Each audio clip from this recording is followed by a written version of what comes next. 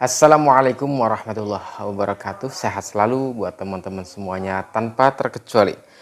Baik teman-teman, akhir-akhir ini kita semua telah mendengarkan ada sebuah penangkapan atas tersangka Abi Aulia oleh Polda Jabar, di mana dikatakan di dalam press release-nya Polda Jabar itu Abi sudah P21. Nah, artinya berkas sudah lengkap dan dilengkapi oleh Polda Jabar, kemudian diserahkan ke kejaksaan. Memang di satu sisi bahwa ada yang menilai bahwa alat bukti untuk Abi itu katanya belum sah, kemudian belum meyakinkan dan sebagainya.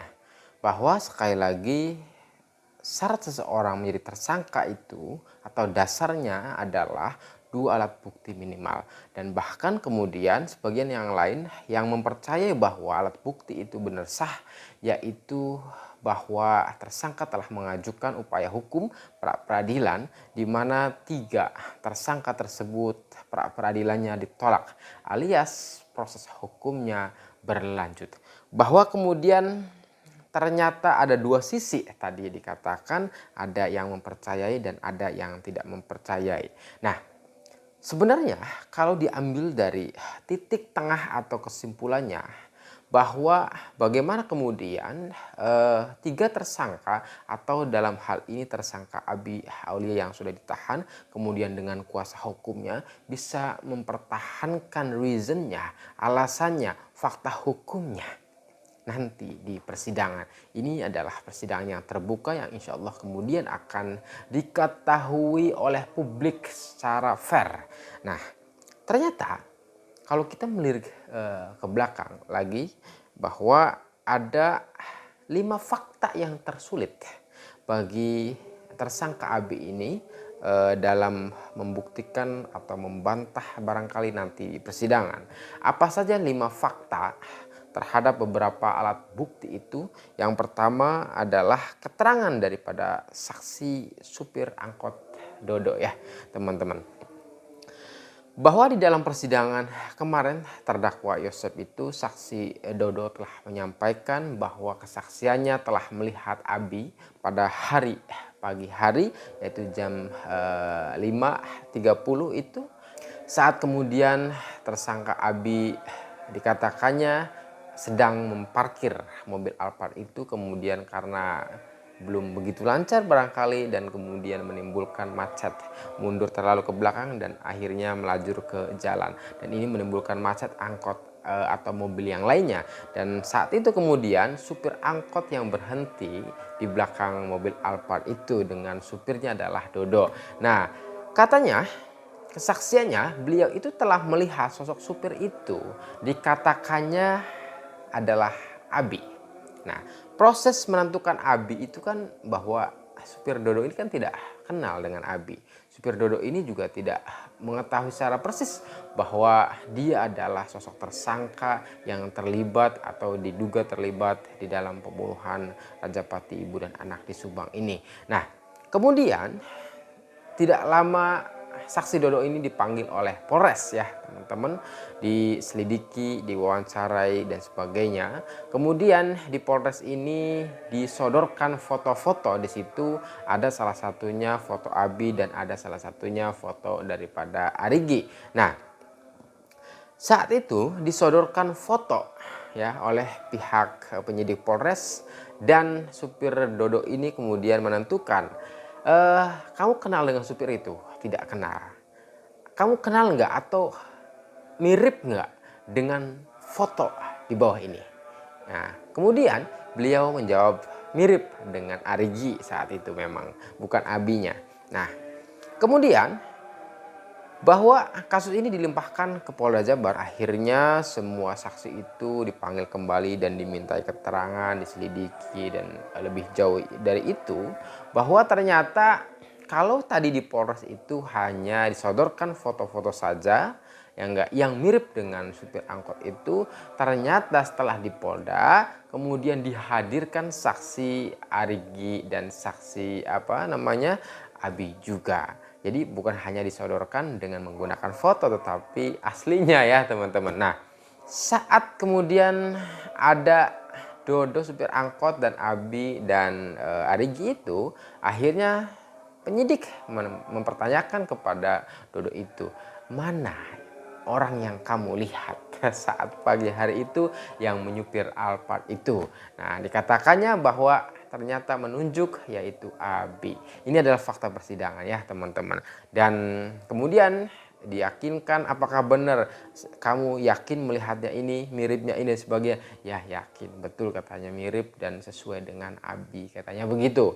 Nah, ini adalah fakta persidangan ketika saksi Dodo itu menyampaikan pendapatnya di dalam persidangan terdakwa Yosef. Nah, artinya ini kesaksian menjadi alat bukti ya teman-teman di dalam pasal 184 itu. Alat bukti kesaksian ini sangat sulit dibantah. Kenapa? Atau bahkan bisa dengan upaya yang gigih dan sebagainya barangkali apabila benar-benar Abi ini tidak bersalah misalkan.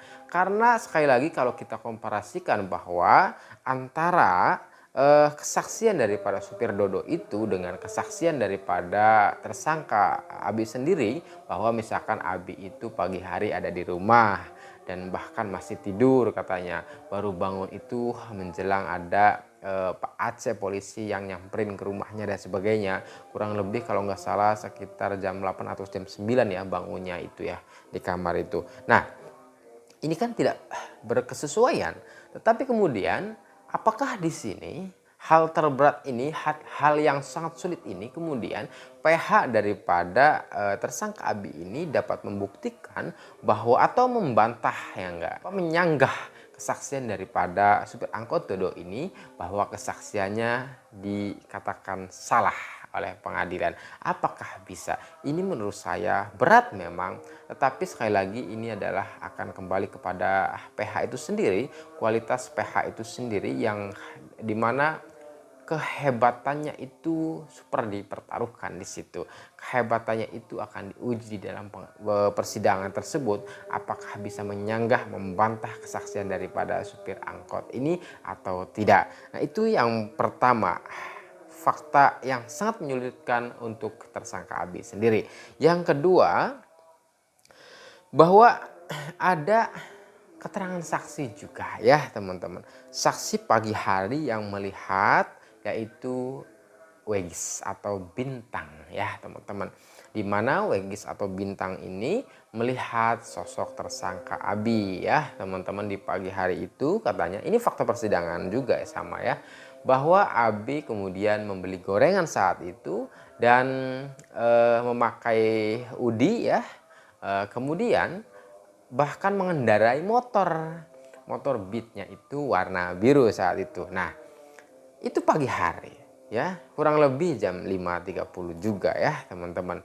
Nah, apakah kemudian tersangka Abi ini bisa menyelamatkan atau menyanggah, membatalkan, merijek dan sebagainya terkait keterangan saksi Wegis ini? Karena sekali lagi bahwa keterangan saksi Wegis ini juga menurut pasal 184 adalah alat bukti teman-teman. Nah, sehingga kemudian ini juga hal yang menyulitkan daripada tersangka Abi. Apakah bisa dalam hal ini Abi nanti di persidangan dengan kuasa hukumnya untuk membantah dan bahkan kemudian menyalahkan daripada alat bukti itu sehingga alat bukti itu tidak disahkan oleh hakim? Apakah bisa?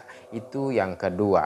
Kemudian ada yang ketiga, ternyata dari Ibu Is, ibunya Wegis ya teman-teman, karena itu kan warung ya.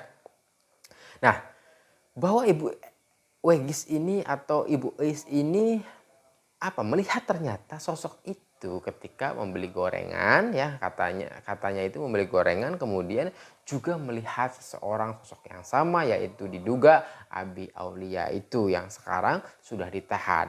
Nah, artinya ternyata ada seorang anak dan ibu, kedua-duanya mengetahui pada jam saat itu pagi hari, jam yang sama itu. Kemudian dalam fakta persidangan beliau Wegis maupun ibunya itu menegaskan beberapa kali, diulang tuh, ditanyakan tuh oleh hakim, oleh jaksa, oleh siapa, PH juga saat itu masih Pak Rohman ya, dan beliau selalu mengatakan ya, katanya bahwa itu adalah terduga Abi Aulia gitu ya. Nah, itu adalah yang ketiga, fakta yang menyulitkan bagi dirinya sendiri. Dan yang ketiga, ada sebuah keterangan juga ini menjadi alat bukti menurut pasal 184 itu adalah keterangan Danu. Bahwa Danu ini di dalam keterangan BAP kemudian bahkan masuk ke rekonstruksi juga, bahkan secara clear menyatakan bahwa Abi itu terlibat di dalam pembunuhan ibu dan anak di Subang, yaitu Ibu Tuti dan Amel, dan bahkan peran-perannya juga telah dijabarkan oleh Danu itu sendiri, termasuk yang kemarin dikatakan oleh Polda Jabar dalam press release itu bahwa peran daripada sosok AA ini adalah menjorokkan atau mendorong Abi ke siku daripada tembok atau kusen ya teman-teman, sehingga kemudian mengakibatkan daripada luka yang sangat panjang dan dalam seperti halnya golok yang membacok ya. Nah, ternyata keterangan ini juga berkesesuaian dengan keterangan keterangan daripada Danu itu sendiri ya.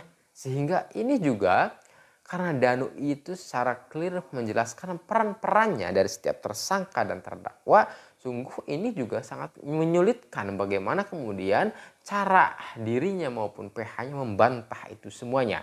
Karena selama ini juga saya telah mendengar di dalam fakta persidangan bahwa fakta-fakta yang kemudian akan meringankan itu hanya misalkan keterangan bahwa dirinya itu pagi hari itu ada di rumah ya, jam 8 atau jam 9 gitu bangunnya itu, dan itu kemudian memang belum ada saksi yang meringankan, atau mungkin saja nanti akan banyak saksi yang meringankan. Kita akan tunggu saja apakah hal-hal yang bisa atau dapat meringankan itu menjadi subsidiar bagi dirinya atau tidak, bisa membuktikan bahwa dirinya tidak terlibat atau bahkan sebaliknya memang benar-benar terlibat. Kita akan dengarkan dalam putusan pengadilan nanti ya, putusan hakim. Nah, terakhir yang kelima, fakta yang menyulitkan bagi dirinya di dalam pengadilan nanti adalah CCTV Bu Harun yang kemudian diduga bahwa orang yang berjalan pagi hari itu ya jam 6-an itu adalah sosok terduga AA ini. Nah, ini juga adalah CCTV ya, bahwa CCTV merupakan petunjuk elektronik ya, nggak alat bukti juga sama, dan ini juga sangat memberatkan. Nah, nanti yang keempat yang kelima ini juga menjadi hal yang sangat menyulitkan bagi diri dan PH-nya itu barangkali nanti di dalam persidangan kan akan terlihat secara terbuka dan fair. Nanti akan terlihat mana yang benar dan mana yang salah kalau kita benar-benar mengikuti di dalam persidangan itu ya teman-teman. Justru kalau kita mengikuti dari awal hingga akhir maka akan paham semuanya, mana yang kemudian salah, mana yang kemudian tidak. Nah, mudah-mudahan ini menjadi pembelajaran buat kita semuanya bahwa pentingnya nanti akan terbuka yaitu di dalam fakta persidangan tersangka Abi Aulia ini. Semoga menjadi manfaat. Terima kasih teman-teman. Wassalamualaikum warahmatullahi wabarakatuh.